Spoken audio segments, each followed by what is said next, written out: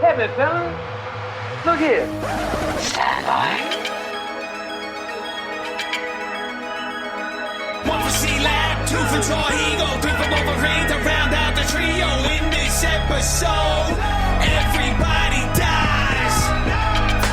Broadcasting live from inside the Power Band. This is The Blah. In this episode, everybody dies. I'm your host, Chicken Kev, along with my super companions. Head in a jar, Higo. And unpaid intern 2, also known as Slave 2. How are you? And welcome to the show, folks. This is what it looks like when I'm doing the intro and simultaneously looking at crap on my phone. I'm going to go ahead and give myself an ejection death. What are you looking at? First and foremost, let's get that going.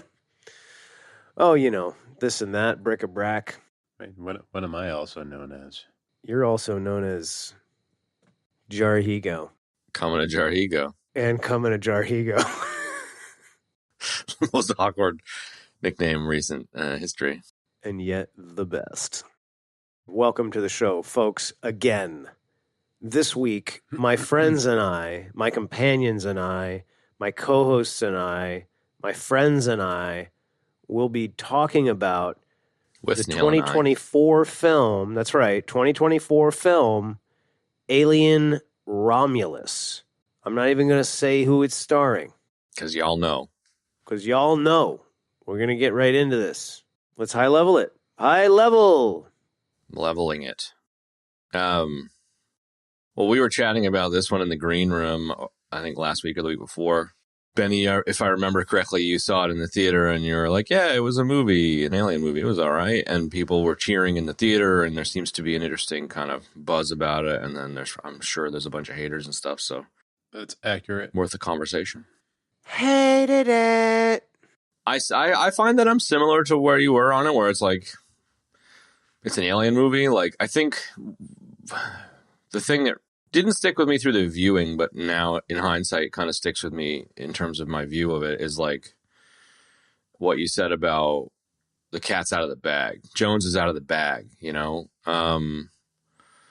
Once you kind of know the structure of the alien movie, there's nothing kind of scary about it anymore. So it's kind of more of a ride than it is like the just kind of knuckle biter that the first one was, and you know, maybe the second one too, depending. I think I saw the second one first as a kid, so like same. Lame. I liked it. I liked this, you know, a fair bit. That had its moments that I like, a few moments here and there that I wasn't super into, but I went back and watched the first Alien last night just to kind of refresh, and even it had a couple of implausible things, which I think a lot of these types of movies do, and that tends to be a gripe that I have with a lot of them, is like, why are they doing such dumb shit? And that's kind of more of like a horror-y trope, maybe, than a thing that Alien falls for in particular, the franchise. But I enjoyed this. Like, it was handled lovingly, and all the practical effects stuff, and, you know, the cast was interesting, a bunch of kids was interesting, the colony was interesting, and the thing that I loved the most about it was just bathing in the tech. Like, I just have so much love for the analog kind of old school boxy 80s-ish tech. So it had a lot going for it. That's kind of my jambalaya.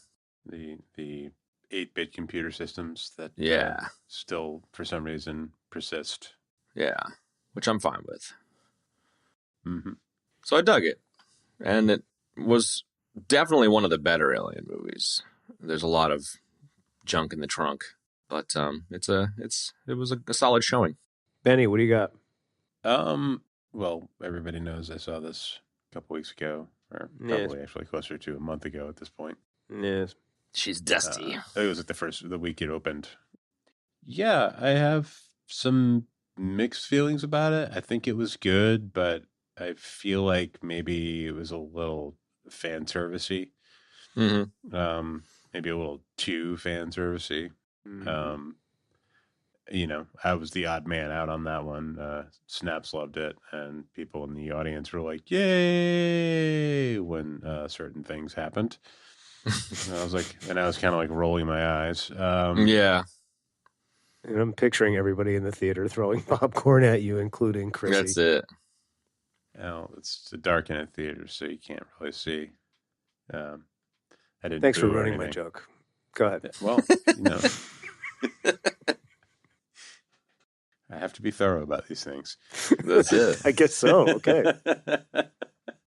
Yeah, I don't really know. Like I'm someone who kind of appreciates like what they were going for with something like Prometheus, like a sort of a hard reboot.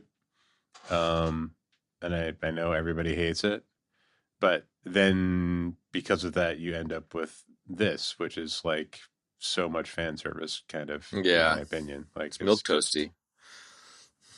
It was well done, and there's a lot to like about it. But in general, I have like a little bit of distaste just for the fan serviceness of it. I guess I'll leave it there. Okay, my high level is, and I came up with this. I saw this movie today, and I came up with this in the theater as I was inventing a new form of handwriting, writing in the dark. Writing in the dark. And I was like, I am of two minds about this movie. And, it's really basically what you guys just said, I'll just skip the high level because it is basically what you just said. And let's jump into it. What you just said a second ago, Benny, I think actually kind of just crystallizes it a bit for me, where when I was talking about some of the issues I have with the movie, it was little things where it's like, why are you all, doing this stupid thing? Why are you not quarantining this thing? Why, like all of like Prometheus was the same. It's like, wait, why are you taking off your helmets on an alien planet you've never been? Okay. Yep. You're doing that. Yeah. So like those types of gripes. But when you said a second ago, like the fan serviciness mixed with the Prometheus hard reboot shit, like I think you hit the nail on the head. Like it's so frustrating how like franchise lovers will get mad at a Prometheus, of which I wasn't super stoked on that and need to revisit. And therefore the reaction is just to make a real fucking vanilla, almost exact copy of one of the movies. Like this is very much like half of Alien and half of Aliens with a couple of new scenes mixed in. Like the whole third act is just an inversion of a little bit of the other stuff. The fourth Alien movie with exactly. the hybrid baby and but it's the inverse hybrid baby, which is so much like it's not that different. A little bit of Prometheus with the black goo exactly stuff, and a bit of the old ultra violence thrown in. The old in out, you know what I mean? Yeah, riding through the countryside looking for a bit of the old ultra violence.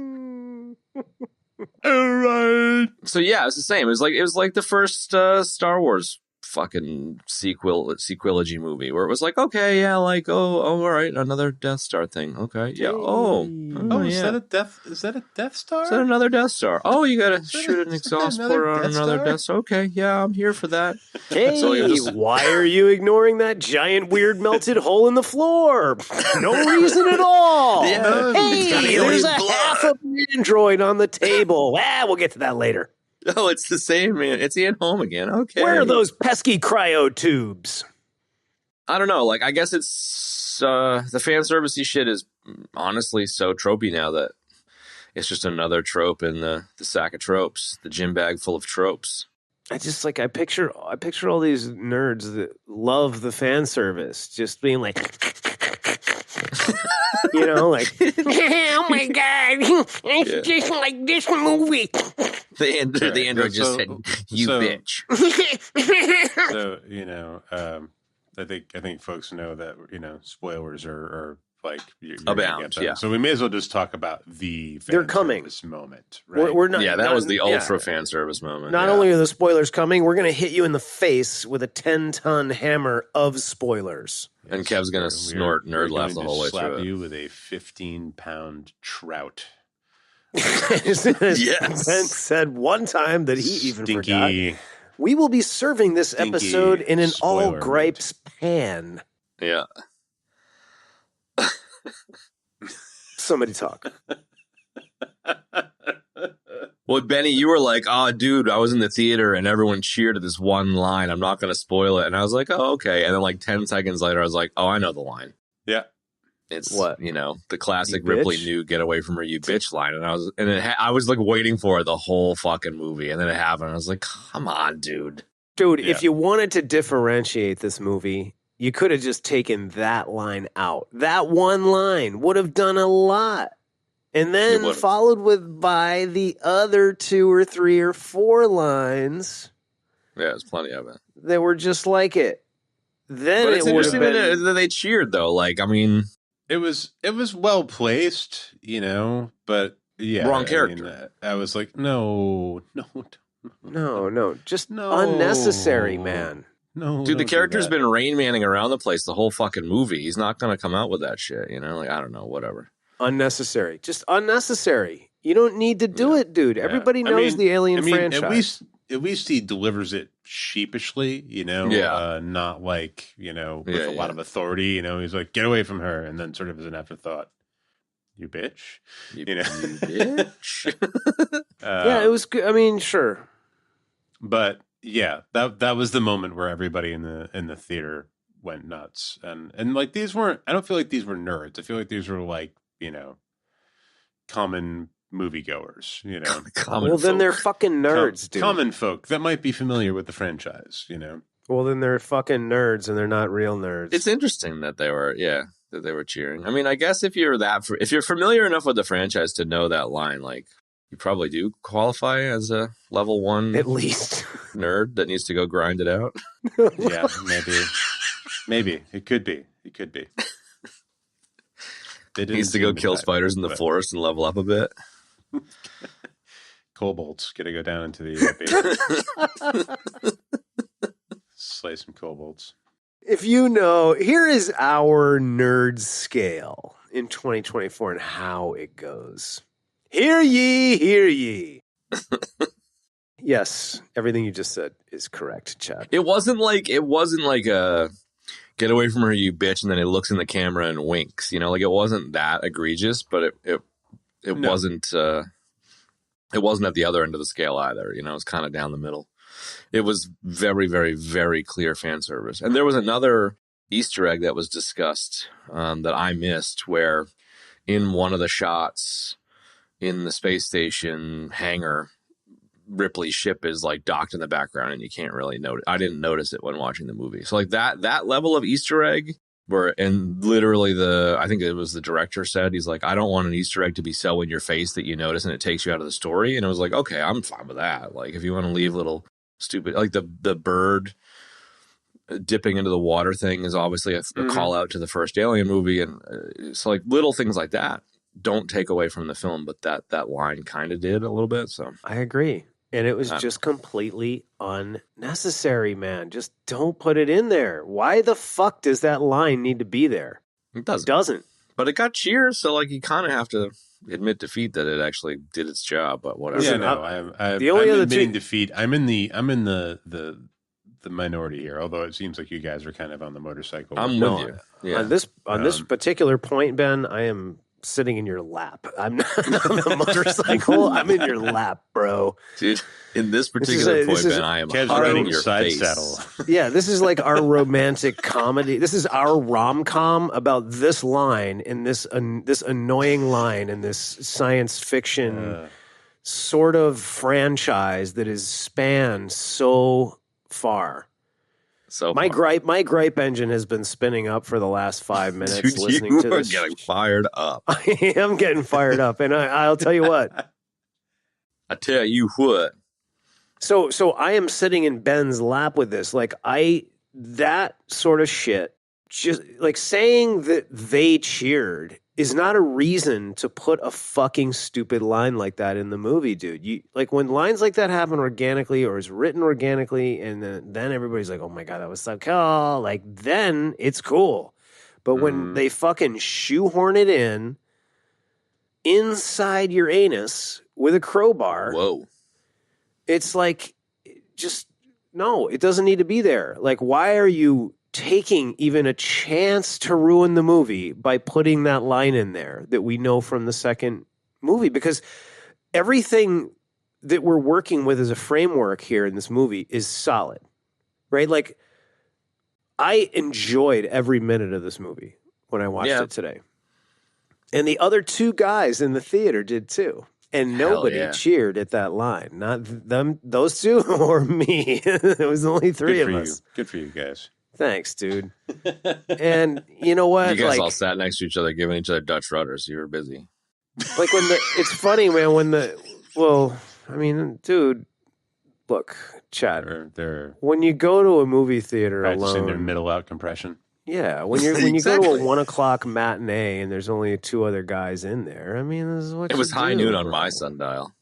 Fun. It's practically like a highway rest stop. I mean, it's like a rite of passage, bro. We were talking about nerds before. Like, if you're even a level 1 nerd and you're not going to a 1 o'clock matinee, his pants are around his goddamn ankles. Doing that, then you definitely need to go into the wood and fucking eat spiders or whatever the fuck it was that C-Lab said.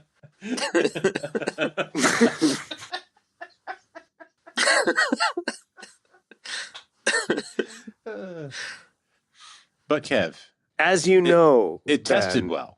It did. And as you know, I love driving. That's it. I was out for a drive, and I love driving. I love driving. Maybe just fundamentally here, and I don't think we need to go into a cul-de-sac, but like I think fundamentally my opinions have crystallized, not on this movie, but just on the broader fan servicey thing of like, I'm just really like disappointed in modern movie making, the money machine, where it's like what the audience thinks they want is the same movie that they loved back in 1979 or 1980 fucking whatever, with just a few little changes. It's just like just make the movie again, shoot a new cast and take the exact same script and the same and just do it again, and people are like, yes. Like, I personally want something different, and then I want to go back and therefore slap me from a few years ago griping about Prometheus because it was different, Let me jump in here. To give you a serious rebuttal to what you just said, I actually think it's the opposite. I think that the studios are A, afraid of losing money, as we know, and B, they assume the ultimate stupidity of the general public.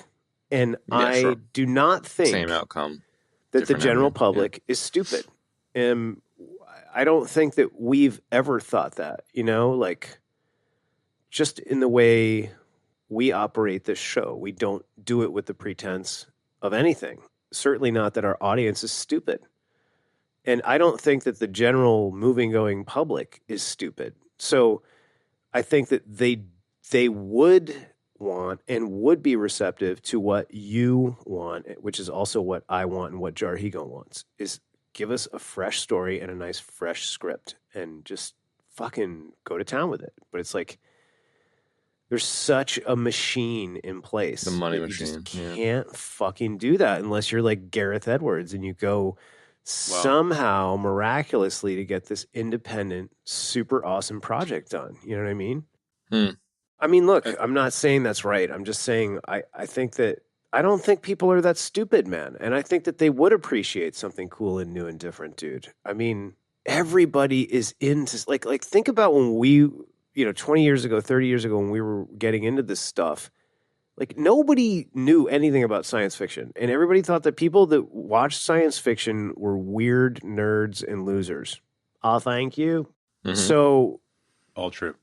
Exactly. Yeah. So now, like, everybody is into science fiction. It's fucking everywhere, man. It's like all over the streaming services. It's all over the movies. Like, people love it. So even if you were to say that some of that movie-going populace wouldn't be open to fresh ideas, it's like you've still got a whole legion of people, hardcore nerds and otherwise, that are into science fiction, man. Even casual people understand basic science fiction concepts in 2024 because it's so all around us. Sure. End of gripe 1. End of rant. Well, here's the rub, right? Like, I think what we were referring to was something like Prometheus, right? Prometheus was a vast departure They were trying something new. Like the tech looked different. Like everything was different. Like they were just like trying like a hard reboot, like a fresh take. And everybody fucking hated it. They fucking hated it. Yeah. So this is, and then like they tried to veer a little more off, like back towards like this kind of thing with the other one, which was really bad, the Covenant. Like I actually kind of like Prometheus. I thought Covenant was a fucking disaster. Yeah, there's a lot of things I like about Prometheus as well, dude. And then what you end up with after trying that is this, which is more of this, like, okay, well, let's just go back to the first. Let's go right back. Let's go back to the same old thing, And I think what might be interesting is something between all of that, Yeah. like clearly people had a major reaction to updating the tech and updating the look of like the ships and the computers and the spacesuits and the fucking life pods and all that, like making that more modernized for some reason through everybody, and they're like, no, fuck you, I want the fucking 8-bit computers and the like, and the bulky spacesuits and the fucking all that shit. Like, I require more cromulence. Yeah, I don't know. Exactly. I think what you're saying is true, but viewed through the lens of like Prometheus, where they did try something different, it was a viral like yuck, like nobody visceral yuckiness. And a lot can be said about the plot of the movie, all that stuff, whatever. But I feel like a lot of it had to do with just like trying to change the basics, Fair enough. I agree with you actually, and but that's not really my bone with like. Okay, I think you're right. I think that movie. It's funny that you say that because like the technology and stuff, that part didn't even bother me about that movie. Like I actually like Prometheus. It's not a terrible movie. Like the problem is that they don't. They start chasing something new in that was cool, and I just feel like they didn't really didn't quite deliver. Yeah, it didn't deliver, and there were some really kind of super dumb parts of it that were just like absolutely monumentally unbelievable, man. Right? Like the rolling ship for one thing. Dude, that one killed me. but like it fucking killed me. As that far will as, forever be a trope for me. And you guys know the way I am. Like I can get on behind I can get in the corner of something if the concept is cool enough. You know what I mean? Like that's what like held me on Waterworld for so long, man. You know what I mean? And Prometheus has way more going for it than Waterworld, the original Waterworld, not the Ulysses cut, did. And I think that like introducing the engineers and the genesis of the xenomorphs, like that is a cool idea. Like give us some cool lore, like finding all the runes in the cave and being like, oh my God, we don't come from here. Like blah, blah, blah. Like it's so cool, man. You know what I mean? Like great concept. We're moving on it. Like that was good. Finding the hologram things and sort of seeing what kind of happened and blah, blah, blah. Like all that stuff was cool. And then it just, a lot of the rest of it wasn't cool. It was just kind of boring and dumb. And it was like, okay, well, you've got all this cool shit here. Why did you make the rest boring and dumb? You know what I mean? Because aside from Prometheus, Ben, like, well, let me, just to put a bow on that, like, that's what I think the problem was with that movie. Like, the tech part didn't even bother me. But now that you're saying it, it's bothering me. It's retroactively bothering me. But And I get that, man. Like, I think that old tech look that they got going on, like they did in this movie in spades, I think that was cool and very fucking cool, actually. One of the things I loved about the movie. I think that the problem with this franchise is that it's not a franchise. There's like, how many different ways can you tell the same fucking story, dude? Yeah. You That's can't. what Ben was saying last week, and I'm so with it. It's like Alien, okay, monster on the ship running around trying to kill everybody. Great premise. It's been done a zillion times before. It was done this way. Ridley Scott knocked it out of the park. Aliens. All right, let's go back and hunt that monster. Awesome. And then it's like... That's it. It's two and done. It's what it is. What else? Predator, the Predator introduction thing was just a dumb idea. Okay. Except that it like kind of knitted it together. There was a couple of bits of lore that were kind of cool there, but it's like just every movie ends up being the same thing. The aliens escape and everybody's trying to get away from them. It's like, we've seen this before. Like, what the fuck, man? You know? And they managed to make, even within that simple framework, they've managed to make a bunch of movies in this quote unquote franchise that are good, man. Like we all agreed universally that we loved Alien Resurrection, dude. Like there's so many cool things going on in that movie. And I think Alien 3 is cool too for a bunch of different reasons. But like, and I really was pumped on this movie when I was watching it, man. Like I was into it. Until we sat down and started complaining about it. To be honest with you, man. Well, I think that's the point. Is we're not actually complaining about the movie per se. It's like no. What you said a moment ago of like this isn't really a franchise. It's more of a couple of flicks and leave it at that. And they're just it's a creature. Is what it is. It's a creature, and the creature's fucking scary, and it's cool, and it's like, all right, what are you going to do with it? Well, it can't talk, and it can't like. It can't fucking write a blog post, hey man, dude. I saw Spaceballs that put on a fucking hello, my baby. Carried a cane. Hello, my baby. Hello, my ragtime girl. Exactly. Holy shit, dude. Yes, exactly, man. Alien, like, the musical. Yeah. Dude, I mean, at this fucking stage.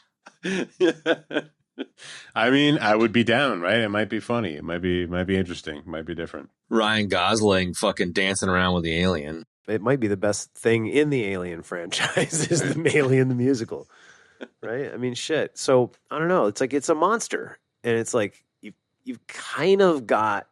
It's like people are still kind of hanging on to two movies that were made like 35 years ago. You know what I mean? I mean, what kind of works about it is like. The one kind of way that you get away with making this movie, for example, is as an audience member, you know what's going to happen, but the people in the movie don't.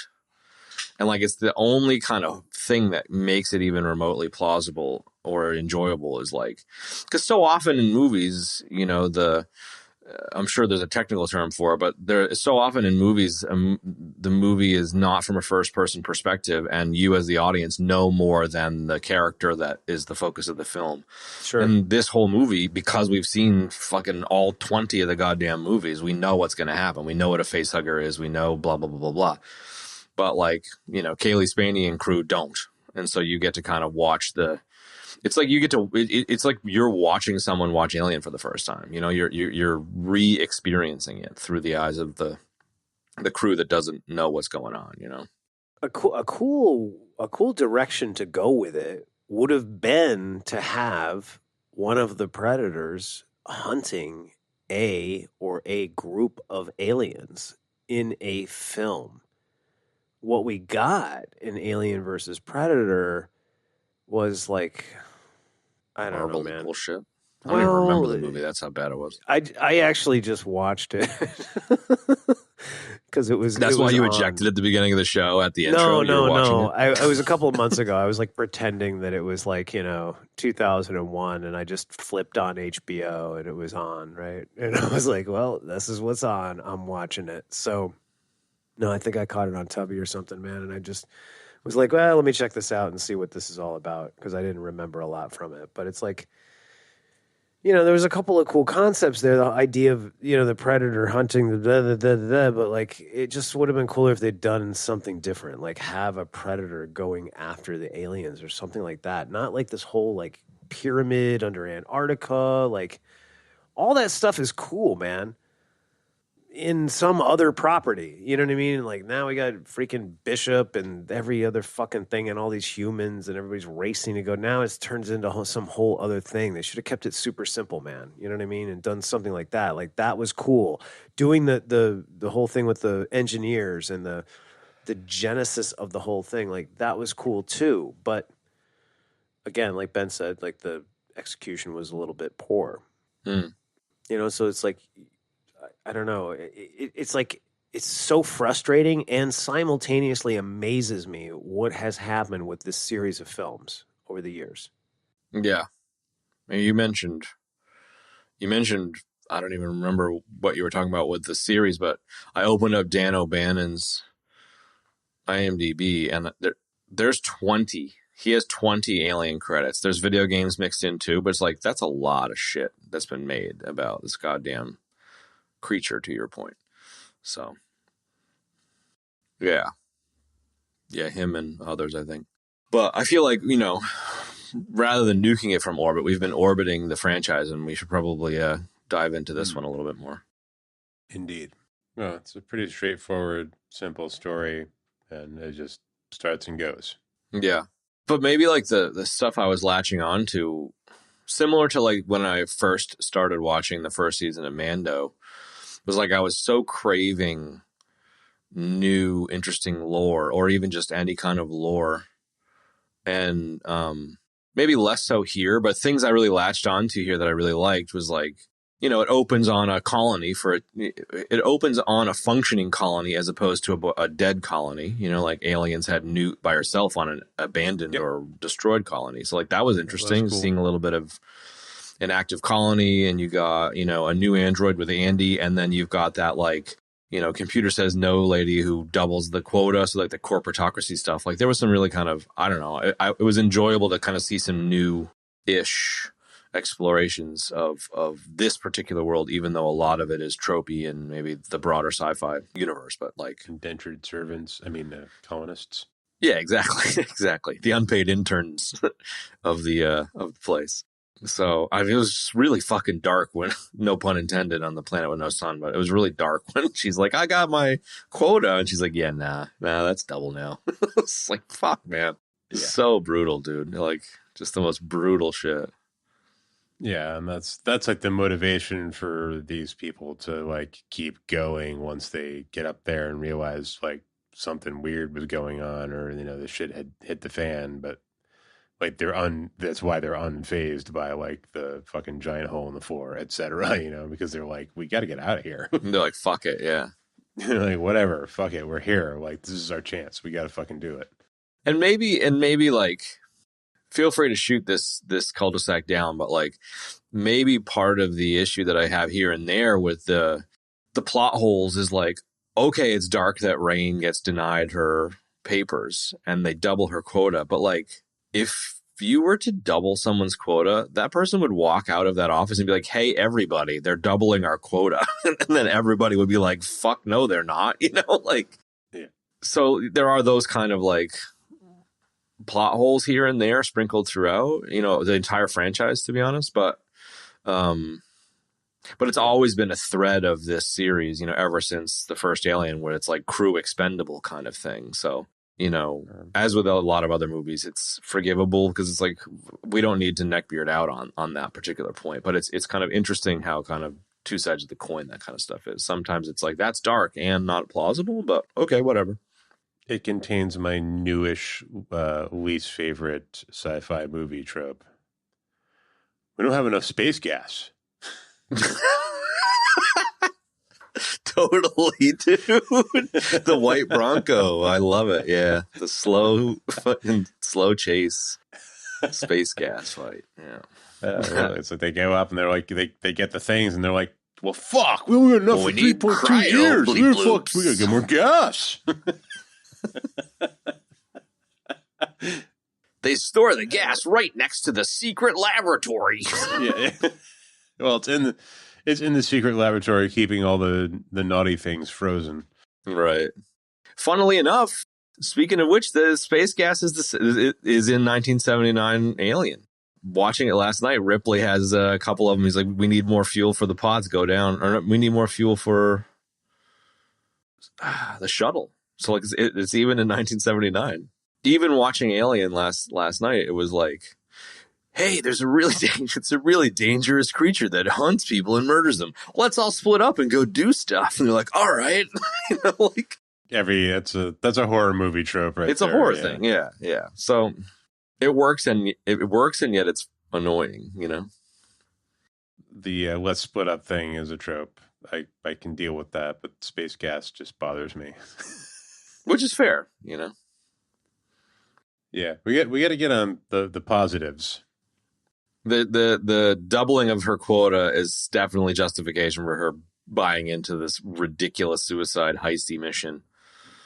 And like I was kind of into that idea, like it was weird that only one ship goes up to the space station, but again, who gives a shit? And having it be yet another space station that everyone dies on, and there's a bunch of frozen face huggers and stuff, like, okay. But the crew, I don't know, you kind of like, you're rooting for the crew, but they're fucked, I guess. Like, it's like there is no movie if the crew doesn't all get got, so. Yeah, I knew that it was only going to be Keely Spinney that made it out.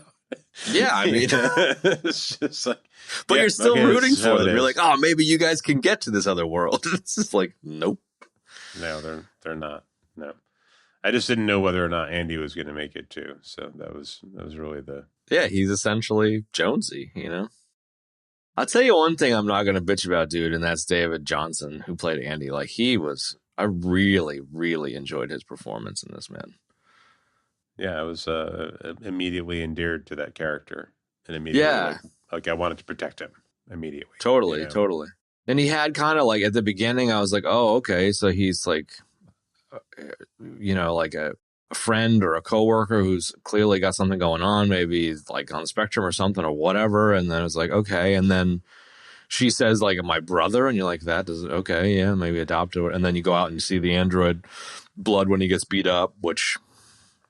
So there's a lot of interesting kind of reveals, and then throughout he's just a very, very interesting character that has that huge change when gets the firmware upgrade or whatever, and the way that he and Ian Holm play off each other is a really, I don't know, it's just like a real great thread. You mentioned Kaylee Spinney's character. I found her character here to not be as like interesting as her character in Civil War, for example. Like she definitely had some Ripley stuff going on, and I think without that kind of arc of her not being willing to leave Andy behind and having her come good in the end, like the character would have been super flat. So I'm kind of glad there was that arc, but I'm curious how you guys felt about her character here. I mean, this movie is pretty cerebral, and there's like there's a good amount of dialogue in it, like enough to develop characters, but hers was relatively undeveloped. You know what I mean? And I will say that I kind of like that they kept it kind of focused on a direction, of like solving the problem and moving the story forward. Because one thing that I do like is that the pacing in the story is really good. Like it's just clipping along, man, at a nice pace, and that I think is good. I liked the character. I didn't think it definitely did not have as much sort of meat as Civil War, which is what I think you referenced. Yeah. But yeah, I that could be her. It could be. I hate to say that. I mean, she's a young actor. This movie's populated by young actors, and I was not optimistic to be totally honest with you guys. Like when the thing started, I was like, man, I hope this is good because these guys are young. You know what I mean? And I was very pleasantly surprised at what we got. Like the girl that had the baby, like she freaking dialed it in with like the horror reactions and the screaming, and like I was like, holy shit. Mm-hmm. I was impressed. Totally. So it could be her, could be Kaylee, It's tough to say. I mean, when you're that young and you don't, acting and life experience go hand in hand, dude. And it's like when you're 24, you don't have it. You just don't. It's not your fault, but you don't have it. Like there's an element there that you only gain through, like with any job, doing more work and like living life. Like literally for an actor, it's like experiencing experiences, man. Getting in situations, that kind of thing. So I don't know. It could be that. That's not to say I didn't like her here, but it was just I definitely liked her, man. I mean, I thought she was good. I will say this, she stepped up to the role, like the challenge of being that like Ellen Ripley-esque sort of kind Tough of shoes to character. fill. You know what I mean? Like I don't even like that people are comparing the characters because they're not. It's not a comparison, man. She's not Ripley. Period. You know, but I do like that. You know, she did step up to it, man. You know, and she did quite well with it. Yeah, the group of kids thing's interesting. Similarly, I was like, oh wow, okay. But I really like the whole like, where are your parents? They're dead. They died from lung disease. You know, they have the black lung pa. And I saw the director saying like, when he saw Aliens with Newt back in the day, he was like, oh, that's interesting. What happens if with the second generation, you know, like trying to survive in this place where your parents get all fucked up. And like, that was interesting. I like that. Even though it doesn't really dive into it, it does lend some justification to the kind of decision making and trying to get the fuck out of there kind of stuff. Well, what's cool is that we get to see in this film world building, like what you just said, on the human side, like how the world works. Like we get to see some flesh added to it. You know what I mean? In terms of like the corporation and some of these other planets, and you know what goes on, man. Just like what is day-to-day life like? You know what I mean? Like that stuff is interesting, and you know, I welcomed that. I enjoyed that part of it for sure, and it was sort of part of the motivation for them to do what they did in the first place. Yeah, the Brazil of it all, the being a cog, in the machine, and the bureaucracy and all that kind of stuff. It was interesting, for sure. And it really just, I don't know, I really connect with probably that part of this franchise more than anything else, is just the corporatocracy stuff, and more so now, you know, just seeing how much, you know, corporations control the, you know, broader political landscape and stuff like that. Like, it's so plausible that Weyland Yutani just doesn't give a fuck. And then there's also some kind of like truth to it too, or like, you know, if we do end up colonizing another planet in reality, there's going to be a lot of people that die as a result, because it's just really fucking hard thing to do. And so there's just some really interesting kind of moral issues there too, that also kind of flesh out the world a bit, and also kind of connected it with our world a bit, you know. So I don't know, they're real scrappy kids, and you would be like, imagine growing up in a place with no sun where your parents fucking drop dead around you. Like, it's pretty hardcore, dude. You'd be real fucking hardcore surviving in that place. As noticed by the the fucking permed computer says no chick, was just like, yeah, nah. So rough, dude. Yes. Who, the lady behind the glass, you mean? Yeah, she just didn't give a fuck. She's like, yeah, no. But the company thanks you for your continued efforts. It's like, okay. Yeah, it's probably the like 600th time she had to do that. Yep. That day. Gets easier. like I mentioned a while ago, like I really enjoyed the set and the industrial design in this movie. Totally, man. It's the highlight for me. One of it really is, like, to the point that like I want to see the movie again just so I can like go back into that world and just kind of live in it in that 2-hour window. You know what I mean? Like it's just so good, man. You know, like, it's funny where the world is such a dystopia hellscape, and I still want to go and live in it and just get killed by an alien just so I can hang out with the tech for 10 minutes. It's pretty funny. I mean, just so you can go like clackety clackety clackety clack for exactly, and be frustrated by how long the computer takes to like give you an answer. Yeah, I would. Yeah, and then just get my chest bursted. I don't know. I liked it. It wasn't that.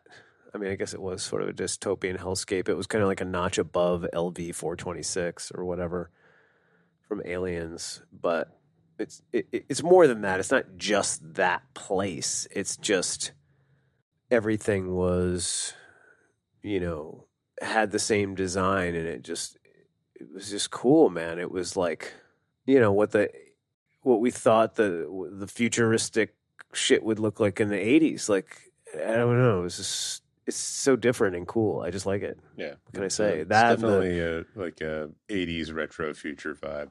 Yeah. and the wrist the wrist video phone thing was just awesome, man. I absolutely loved it. And it wasn't that like they integrated all the stuff well though.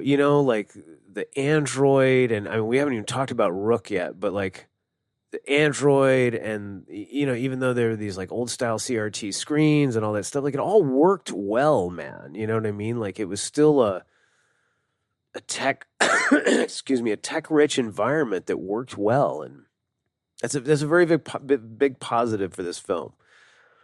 And it was very cool. It was like that was almost more the star of the movie than the rest of the crap in the movie. You know what I mean? Then Like the xenomorph.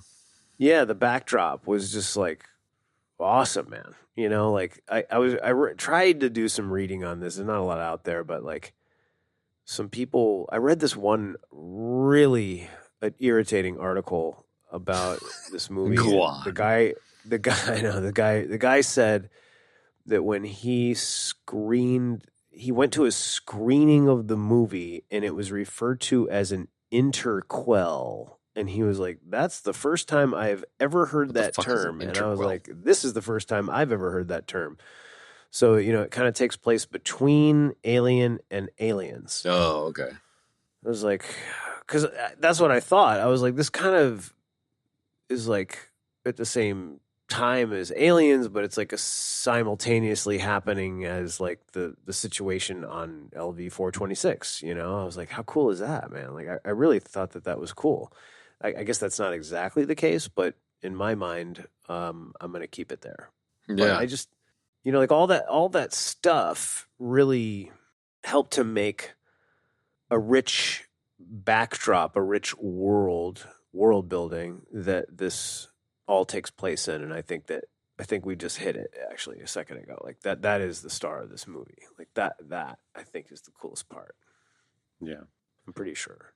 I got very strong Alien Isolation vibes from this movie. You played that. I never played that. I know. I really wish I want to play it just so I can see it, but I don't want to spend the time playing it.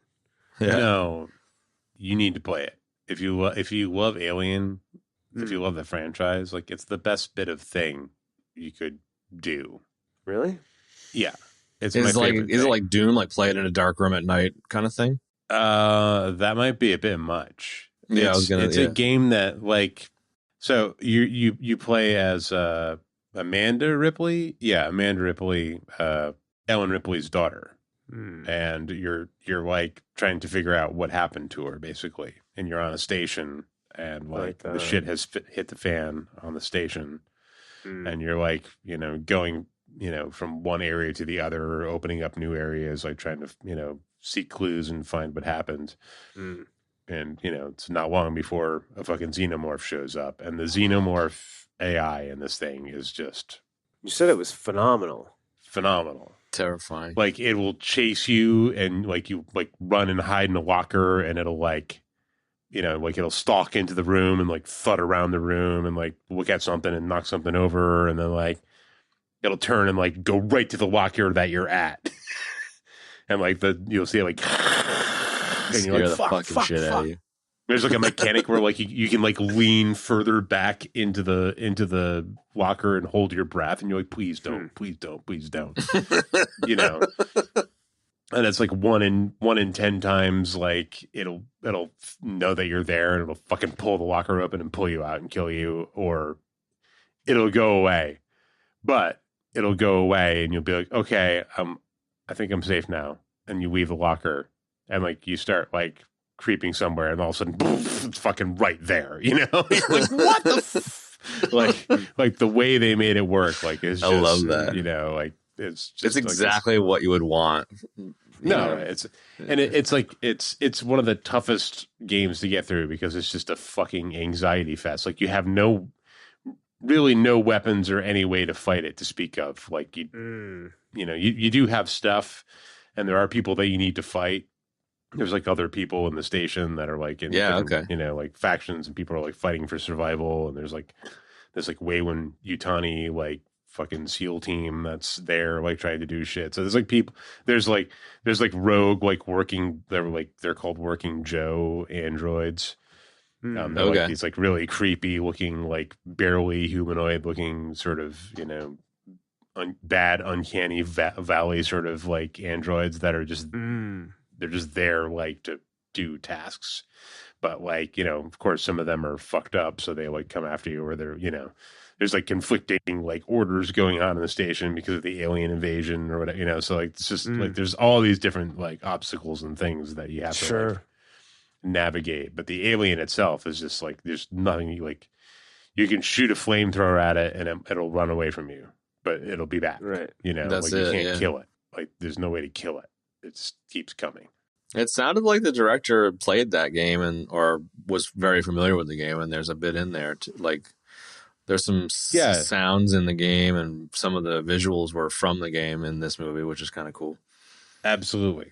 The look of the place was very much the same. And there are definitely some bits of like, you know, the sort of hide and seek going on.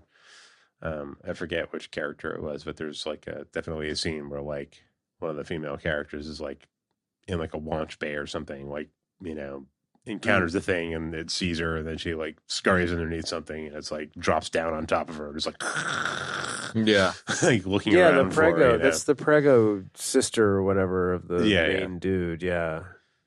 So. I just pulled up the trailer on Steam, and while I was listening to you describe it, it was actually really cool.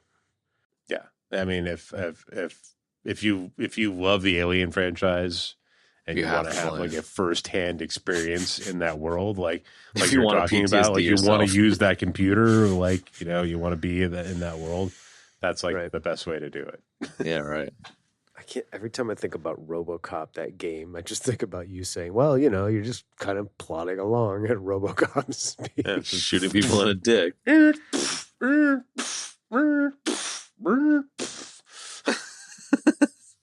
That would get so frustrating, man. That are alive, you're coming with me. I love it. Just copious amounts of shooting people. Don't know why I find that so funny. I mean, it's funny, man. It is funny, right? I mean, shit, my freaking lamp just went out. Yeah, it is. I enjoyed the hell out of it. It's a very cool, like, bit of, you know, just as an aside, the game, the RoboCop game is a great bit of, like, lore expansion and all that. Yes. But the actual gameplay I found to be a bit frustrating. Sure. Well, there's lore expansion of RoboCop, and then there's, like, maybe not as much lore expansion in the Alien game, but like you actually get to experience it firsthand. It's kind of a different thing, it sounds like. There's definitely lore expansion. I mean, you're sure. Well, I guess with the Ripley stuff, yeah. Yeah, Chad. Yeah. You get all these like entries from, you know, like she finds all these like data entries from like Ripley and like, you know, recordings that were actually voiced by Sigourney Weaver. Yeah, right. That's cool. You know, I think there's I don't know if it's part of the main game or if it's part of an expansion, but there's definitely a part you can play as Ellen Ripley. Yeah, right. There's like, I looked at there's a bunch of bundles on Steam, and it's like there's like 7 expansion packs, dude. Yeah. I guess it's lore. It's considered canon too, which is interesting. No, it definitely is. It takes place between, much like this movie does. It takes place like probably around the same point in time. Like between Alien and Aliens. Yeah, I suppose that would make sense. Yeah, right on. That's cool. No, that's cool, man. I remember you talking about it back in the day. And I think that's kind of like the draw of the franchise is like, as fucked up as it is, I wanna live in this world for a little bit. But then, like, that's the stupidest thing ever because you just fucking either die in a salt mine or die by alien. You know, like, there's not a whole lot of happiness going on here. It's not great for you unless you're like a corporate overlord. Yeah, right. Unless was it Paul Reiser or whatever? Was it Paul Reiser? Kind of like being a bartender in Star Wars Galaxies. It was a bad call. It was a bad call, Ripley. It was a bad call, Ripley. It was a bad call. Well, speaking of throwbacks, dude, let's talk Rook, man. Thoughts on? Well, wait. Okay, yeah. All right, sure. Thoughts on that? I kind of like it, and kind of I don't know. I It was kind of fine made with it. sense, but whatever. I got annoyed at first because I was just like, why are they using his likeness and why do we have like a whole thing? And then I realized that it was like I actually like because there was nobody in the theater. I could grab my phone and I looked it up right away, and it was like, oh, they used like an actual rubber robot. Like they made it to Animatronic. look, yeah, Mhm. made it to look like Ian Holm, and I was like, all right, I'm cool with that. Like I didn't like the whole thing in Rogue One was just like I don't know, it was a little weird, dude. And I was like, I don't know if they should be doing that, but this one, it the outset, I was kind of like, and then when I read that it was an animatronic robot, made to look like Ian Holm, I was like, okay, and he's a synthetic, and it's plausible that that would be there, and there's other ones that look like him, and I get that, and then as the story started going on, and he became like a total integral part of the movie, I was like, this is fucking awesome, and I loved Yeah. it. I love the whole thing. Like that was like my favorite part of the movie. Him and the industrial design and the world building, like all that stuff was what I loved most about this movie. Yeah. I thought he was great, and he was, kind of like towing the company line and all that stuff. And cool, we get a little more insight into the synthetic people, and awesome. I'm inclined to agree. It didn't feel. I mean, it was a little fan servicey again. Yeah, a little like bit. they could have gone with like anybody. Fair to that. That's fair. But I think they handled it pretty well.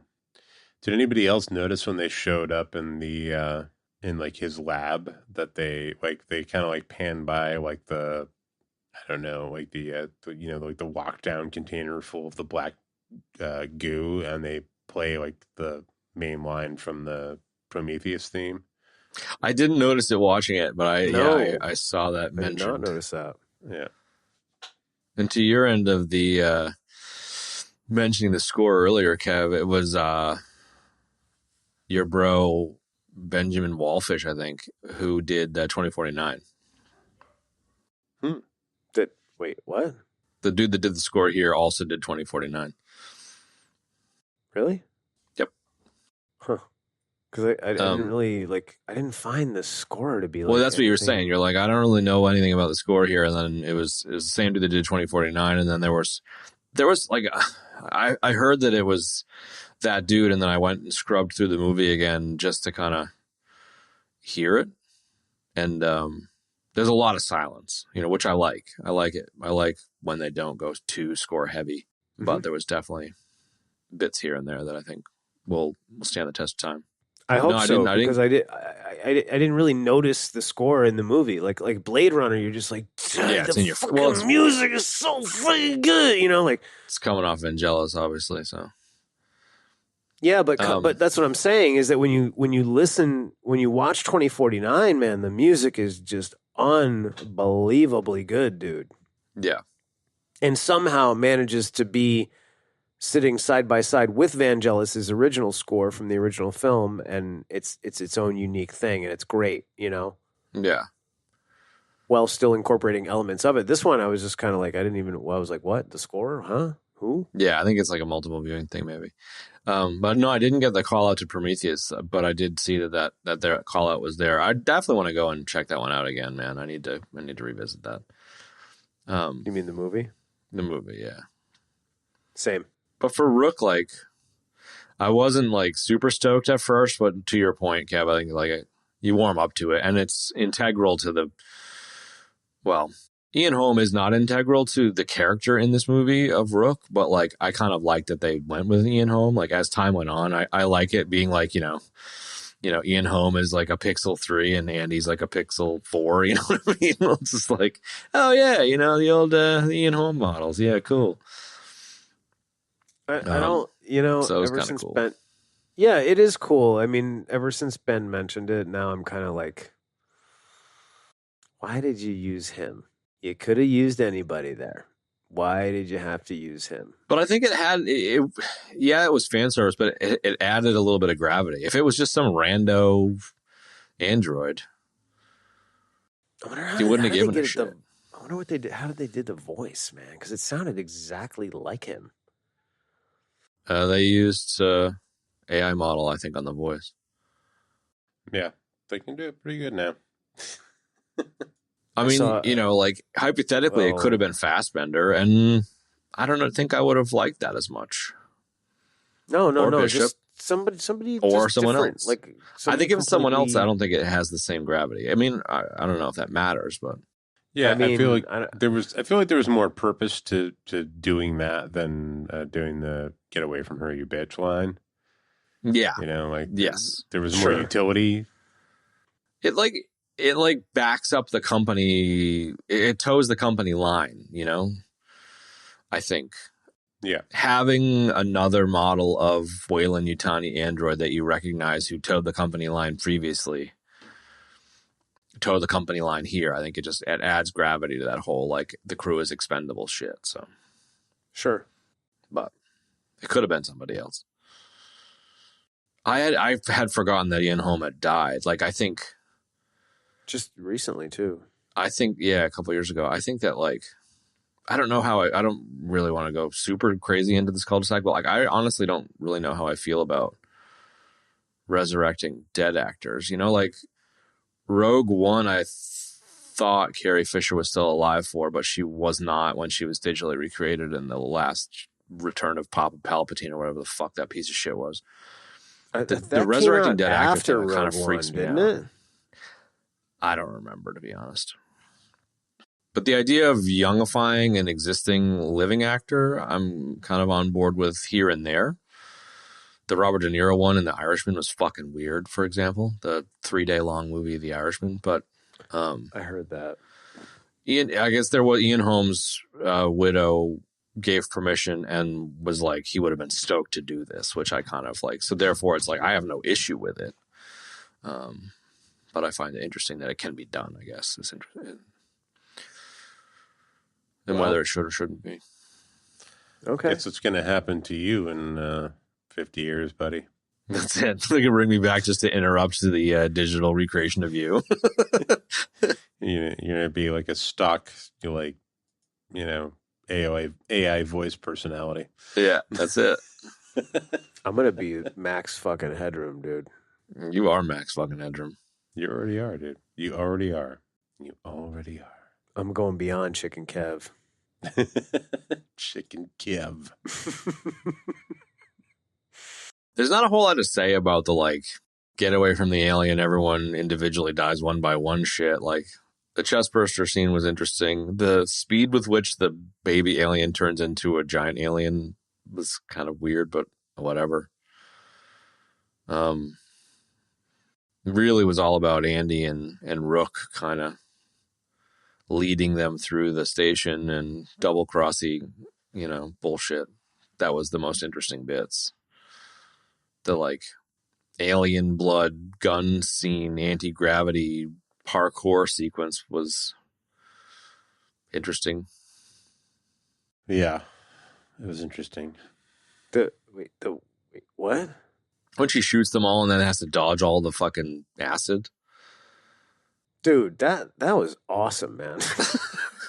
Like, You were cheering in that moment? Okay. I wasn't cheering, dude. You're the only time I double-dutch cheered ruddery. in a movie was fucking when I saw Avengers the first time in the theater in Los Angeles. I was like, meh. I was freaking nerding out. But like this one, I was just like, damn, dude. Like if you wanted to make something cool and different and difficult, like you nailed it, dude. Mm-hmm. You know what I mean? Not me. Not to make it all the same, you're blowing back. Not me. So I'm very bitsing and bobsing here. Are we at bitsing and bobsing? Yeah, probably. I am just, you know what? You're like staring off into space down there, Kev. You okay, buddy? You know what it is? I'm like, we start talking about, we casually mention Rogue One and You're like deep in right? a And Rogue I am One like, hole. 10 minutes and balls deep into Wikipedia Star Wars to try to figure out which came first, the chicken or the egg. And it doesn't matter. It is the most nuclear of nuclear deaths, dude. That's why you've been absent. Okay. It's just, I wasn't going to say it. Carrie Fisher death, 27th December 2016. Rogue One, 2016. 15th December 2016. So Carrie Fisher was alive during the filming and release of Rogue One. There's your answer. Great, thank you. took Chad 10 seconds. Took me 10 minutes, and I never got the answer. Hey, are you okay over there? I mean, you were just staring in the distance, man. I was like, what the fuck's going on? I should like fucking paint eyeballs on my eyelids, man. You should, dude. Wesley Snipes. Mm-hmm. Unlike the weird fucking final boss alien in Prometheus, I really liked the freakiness of the alien in this one. I know that it was kind of dumb to have another random ass new alien, but like the design of it and having it be like some 20-foot tall, skinny looking basketball player was pretty cool. I like how that material came into play. I mean, I agree with what a lot of people say and what we've talked about, that this movie just basically takes parts from every single movie that's already been made. And obviously Prometheus is one of them. But I do like that idea of that stuff, you know. It was cool. I was kind of hoping it would make something a little bit different other than like a literal half human, half xenomorph, you know, kind of tail and everything. Like, I don't know. It was still super, super creepy. Super freaky. It was a total nod to Alien Resurrection. Yeah. Yeah, absolutely. The inverse of it. Yeah. Mm-hmm. Right? Alien Resurrection one was just creepy in its own way. Wow, that dude is... You mean in real life he looks like it looks like an alien? Yeah. Wait, what? Robert, the dude that played the Mike Wazowski, Robert The Offspring. Garshki, I'm having a stroke. Robert I love listening to you butcher Bobrovsky. people's names. Mike Guessing? Wazowski, Bobrovsky, Mike Wazowski. Bobrovsky. Wazowski. Yeah, he's like really thin No, it and says really tall. He's 8 foot. He's 7'7" or something, isn't he? Yeah, he's like almost 8 feet tall. That's crazy, dude. he's Romanian. I love his IMDb page. He's an actor known for Alien Romulus. That's it. And being That's tall it. as shit. All right, so Bits and bobs. yes, that we're already there. The creature was definitely creepy, but you know, again, just like to add to the heaping pile of this movie is just a pile of alien movie tropes. Like, again, how do we get rid of that creature at the end? Blow it out there, lock, bro. But this time it was an acid hole in the floor, bro. And then she ends up on the end of a rope at the end of a cable out of the ship versus the alien out of the ship on a cable in Alien. And yeah, it's just all of the pieces. Which when you're in it, it doesn't matter. It was afterwards. You're like, wait a minute. Wait a second. Hey, what? No, it was. I mean, you know, the little. It was weird that the baby. I mean, the baby was born in that little bean. Dude, can we just? That baby birthing scene was completely unnecessary, man. Like, what the fuck? What? The like her with a pregnant belly and like bugs flying out of her, and like it's like we just come on, dude. Come on. Don't need to do that. I mean, they touted it as like a new like gross out scene you've never seen before. It's a gross scene I wish I hadn't seen. The earlier bit with the alien egg on the wall, I think, where your buddy actually dies, Kev. He sticks the fucking future Cattle taser prod? into the pod. Space is let's keep it the way like I like way Ben Space likes to say, taser. the space cattle prod. Yeah. Yeah. Like that was cool and Put had space in front of it. a kind of womb-like kind of birthing sequence, but then having it, I just said that, I don't know, at the end, I was like, oh, come on, dude. I know, it was a little extreme. Come on. I did, and also the chest like burster scene out of the girl's vajaj. It just doesn't need to happen. well, dude, I mean, it was like, I mean, she survived it, quote unquote. I mean, Yeah, she had was gave mutating birth, like, herself. okay. She was mutating herself. She injected herself with that stuff. But then she's got like all this goo on her boobs.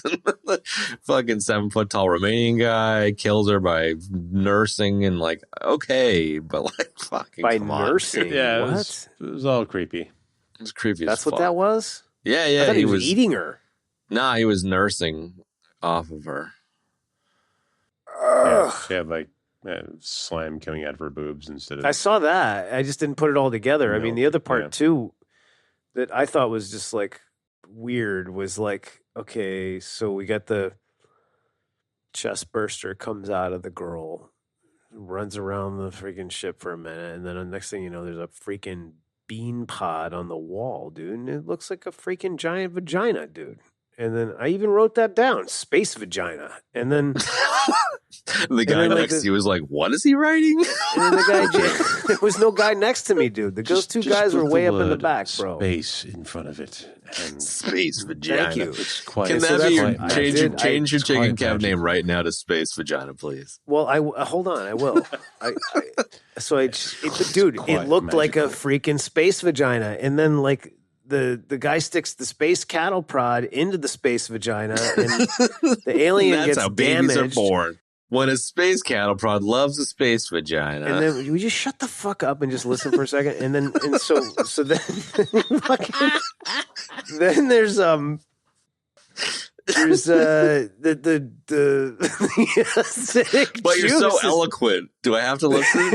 Is this Acidic eloquent, dude? Juices. Is this eloquent? What I'm doing right here? Yeah, Is yeah. this eloquent? So what's happening is that what's happening is the space vagina is secreting the acid blood from the space cattle prod attack, and then the guy falls down on the ground right below it, and he dies gets of melted. space vaginal secretions.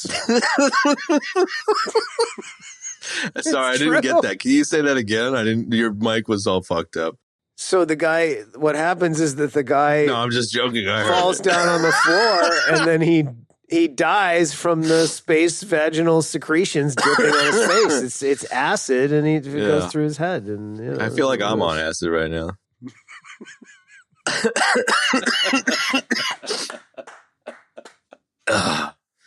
We're back, Yes, that is ladies what and happened. gentlemen. We are back, and that's officially the back. thing, is as it's burning your face, you're having quite a psychedelic experience.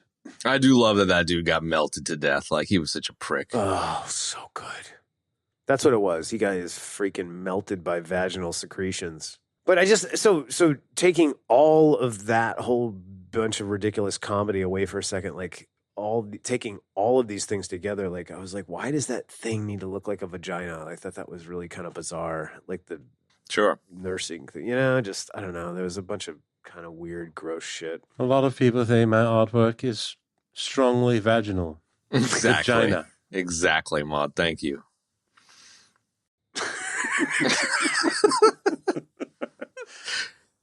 It's perfect. Say it. Vagina. Any other bits or vaginas? Tons.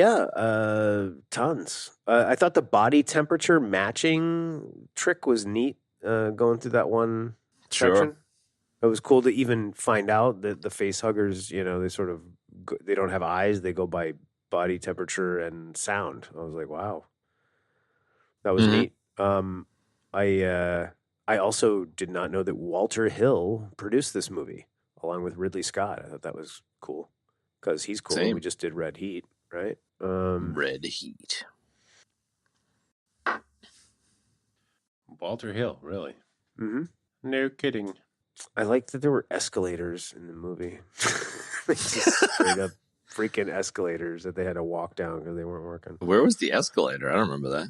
I don't know. At some point, they were like walking from somewhere to somewhere, and they were like trudging down these escalators. They weren't inoperable. I was like, sweet. Right on. Kind of reminded me of the department store in Terminator. Oh, yeah, with those sweet kicks.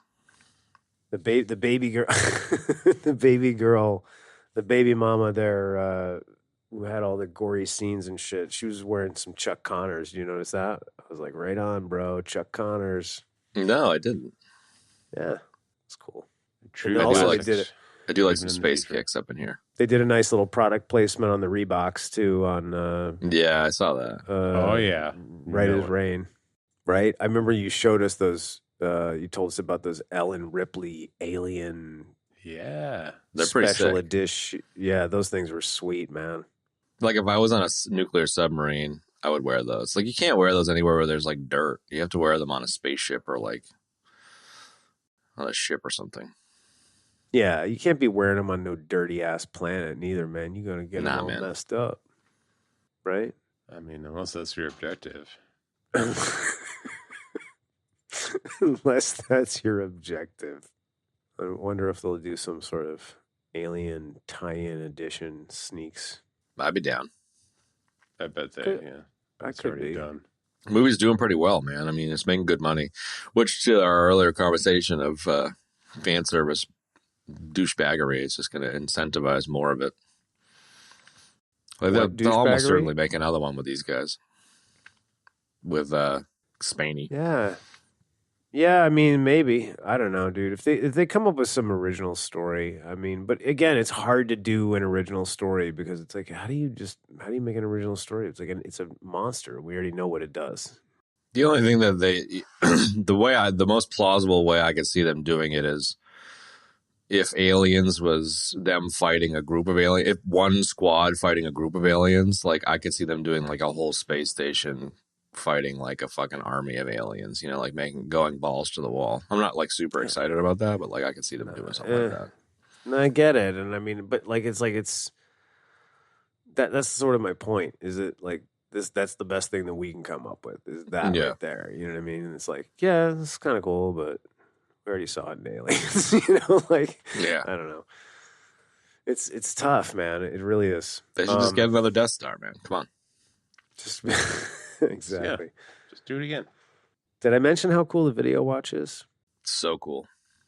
I also like we didn't really spend a lot of time talking about this, but like the planet and like the shots from space, the rings, the material Yeah. that makes up the rings, like just the wreckage of the space station, man. Like all of those shots were just absolutely So cool. gorgeous, man. Like it Yep. is so beautifully shot. All the shots of the little ship, you know, going up to dock, everything just Even just her seeing the sun for the first time on her face. Oh, like, so good, man. Yeah. Just really, really good. We really should have spent more time on them, but too late now. yeah, we just did No, more time, I said. more. Yeah. And just That the was- fact that everything was practical in this movie is also cool. Yeah. Yeah, very Shout out cool. to that shit. Yeah, shout out to Including like, the xenomorph. I like how he rolled it like Gareth did. Yes, and the offspring and Yeah. rubber. just sells it so much rubber more. Ian Holmes. Rubber Ian Holm, totally, man. Well, I mean, I saw a blurb about the cast saying that there were quite a few occasions where cast members were like literally, like not literally, but like were scared shitless on set because of the practical, you know, puppet stuff, and you know that's cool. I just like it's not just a tennis ball green screen fucking scenario. And it very much lines up with how they did it back in the day, you know, on the original Alien with the chest burster scene, using real fucking pig guts and real pig blood, and not telling the cast how much was going to fire out of the victim, and you know, so you get like the real, true horror on people's faces, the actors in the scene just being scared shitless. You know, like I like that kind of realism when making the film. Totally. All right, NDR. Yeah, man. NDR. NDR. I got no nuggets, bro. What do you got? There's a million of them. They're worth checking out. I did find one random nugget, which I thought was kind of funny, on Alien, where the blue laser that was in this film that kind of is in the alien chamber echoes back to the laser in the egg area of the ship in Alien. Mm-hmm. And Yeah, what was that? The Who. yeah, it turns out that the Who was testing out lasers in the next studio over back in the 70s, and they just borrowed it and chucked it into the set. So I thought that was kind of really funny that was the origin of the really cool laser layer in Alien. It's kind of random. random laser effect. But I like that. I like it's very 70s, 80s where you're like, the Who's next door. Let's just go over there and do some coke and borrow their laser, you know? Like, it's totally plausible. Oi, Pete, you think we can borrow your laser for a shot? But I mean, you go over to the Who and they just be all fucked up, and then you just be like, "Yeah, we're making a sci-fi movie," and they just be like, "What's sci-fi?" You know what I mean? They're just like, "You're what? You're making a movie about alien eggs? Like, okay, here's our laser, man. Like, fucking Sure, take it. take Take it some away." Coke too. But otherwise, there's a million production nugs. I'm sure there's a bunch of behind the scenes shit that I'll probably be interested in watching another time. Take the laser, leave your cocaine. Yeah, thanks. Got a couple of ejection deaths there, Cabaruni. Actually, I had all the deaths, and they were all ejection deaths. I like how you ejected so fucking hard that you just like were sitting there staring into space. An "Are you okay?" moment was quite good. Yeah, I was like, hey, I got to call him on the actual phone to check on him. During the call. Right? During the video call. So no, he meaning me, I ejected in ascending order of magnitude as well. So I ejected on nothing in particular. You ejected on the intro. Literally in the intro. That was probably the earliest, fastest ejection death we've ever had. And then I ejected on Alien Isolation, which is pretty normal. Which made sense, yeah. I was watching the trailer while Benny was narrating, Benny was telling a really nice story, and I was just watching you not pay attention to it at all. Yeah. What? You were just like reading Wikipedia while Benny was like telling a really funny anecdote. He was like talking about the game. It was like really interesting. I was like, oh yeah. And then no. I was watching entries. The Steam. I was watching the trailer. The trailer, game, okay. While he was describing the game. Gotcha. That was cool. Well, I can't see his face, so what am I going to look at? What are you looking at here? What am I looking at? What am I going to look at the black part of the screen just so he feels good about me paying attention? It's audio, bro. Pretending to look at him. Anyway, so then I had the ultimate nuclear Carrie Fisher ejection death. Boom. I love how out of context you're like, a nuclear Carrie Fisher. What? Yeah. Yeah. That was good. Some of my greatest deaths. They're pretty good. And that's it. So, recommendations, man. I'm going to go first this time. I would totally recommend this movie. Beware. It's full of what I think, and I could probably speak for Ben here too, is just kind of irritating fan service that doesn't need to be there. There's a bunch of that. Then there's other fan service that I think worked great. But my bottom line is that the world that it exists in is cooler than like the movie itself, sort of. And sure. That was my favorite part of the movie. So, but don't get me wrong, I enjoyed the hell out of it. I was glued to it the entire time, and I so enjoyed watching it. I may go watch it again in the theater. Maybe. That's it. Next contestant. I'll keep it short and sweet. Same. I would definitely recommend it. It's really enjoyable when you're there and doing it and watching it, and then it kind of is like when you have a food that has a different taste afterwards. You know, like, I wouldn't say it leaves a bad taste, but it's just different. And I kind of feel like it's kind of like Prey, the Predator movie. You know, it's like a slightly different take on the space. It is a rehash of a lot of stuff, but like it's a real solid attempt, and there are some nostalgia points despite the fact of the fan service, and it's definitely worth checking out. Benoit. Yeah, despite all the salt going on here, I think it's definitely worth a watch. It's definitely one of the better attempts at an alien movie out there. No doubt. I think we're a little hard on it, but we were. Well, you know, that's that podcaster brain that creeps up. Yeah. And you just pick shit apart. Not that it's not worthy of being picked apart. It is. But it's also pretty fucking good. So we may have soured you on it. Hopefully not. This hour and a half of listening or whatever, but don't listen to us. Go watch it, and then you can either be in our camp or be like, what the fuck are those guys talking about? Yeah. I think it's worthy of worth a theater making up your own mind about. Yeah. Could go see in a theater for sure. It's worthy of that venue. It's worthy of the cash for it. Same also cannot be lucked said out for a on lot of other movies these days, but this one's definitely worthy of a theater. Yeah, I had to bow down and go to an AMC, and I was sort of dreading it. But when I got in there, they had those full-on Barca lounger chairs. I was like, Nice. They were not heated like the other place that I like to go. But So you can feel like you pissed yourself? I don't get heated Mm-hmm. chairs. Yeah. I'm a big fan of heated seats. I've been fascinated with them ever since they first appeared in cars.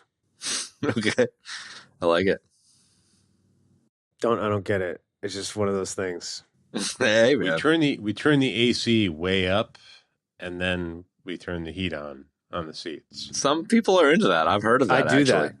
Yeah. I do. I've done that like when I used to drive back and forth between here and there. That last year I was there and I was commuting every week. I'd get in the car on Friday and my body would be just beat up from working, man. And I'd put the air on and put the seat heater on for my back.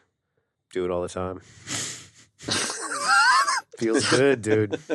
So I'm telling Kev you. recommends the movie and he recommends Icy heated hot. seats. And icy hot. Any of you that work in the trades, because I used to work in the trades. I don't know if I've ever said that before, but I used to work in the trades. And if it's hot out, put the AC on and put the seat heater on. You'll thank me later. I love But it. not too hot. Dig. Slave 2, what are we doing? Unpaid Intern 1. What are we doing next week? You mentioned you've got a friend joining us who worked on a high budge movie, the John Carter flick. Right. Yes, John Carter of Mars. That'd be interesting to chat with someone who actually worked on a movie that's scope and size. So that'd be cool. Yeah, that's going to be fun. Yeah, that's going to be a lot of fun. We're going to get him in for a couple of films here in the future. So there you have it, folks. John Carter of Mars next week. Don't diss it till you watch it. And as always, thank you for joining us for Alien Romulus. And we'll see you next week for John Carter of Mars. John Connor. John Connor of Mars. Anyway, so long for now, folks. Bye. Bye. And that's going to wrap up this week's episode. Folks, if you'd like to check out the show notes, you can do so in your podcast app of choice or at our website, ebd.fm/episodes/273. If you would like to jump in and join us on the internet, you can come and hang out with us on Instagram. That is where we hang out. We use the handle @EBD Podcast. And additionally, we have started releasing the shows in video format on YouTube. So for all of you current listeners out there, if you want to watch us do this as well as listen to it, you can do so on YouTube. You can also see what we look like. Ooh. We're not doing all of them, but we're playing around in the YouTube space. We're going to start releasing clips and shit. Playing in the YouTube space, the better way to say it. Additionally, as we do every week, we'd like to take a second and thank everybody for tuning into the show and supporting us these many years. We really, really appreciate it. And for anybody that's interested in helping us out, and how you can do it is you can rate us and review us where you get your podcasts. You can also talk to people and tell them to check out the show, and you can contribute directly on Patreon. That's right, patreon.com/EBD podcast. And that's it. Thanks so much for joining us for Alien Romulus. We'll see you next week for John Carter of Mars. So long for now. One for C-Lab, two for Torpedo, three for Wolverine to round out the trio. In this episode, everybody dies.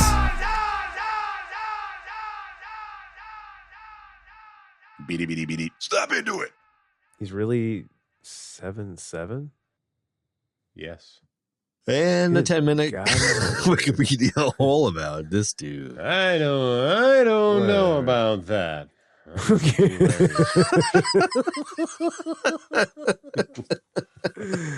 All right. I know. It's like, why bother? I'm just going to cut it out when I edit it.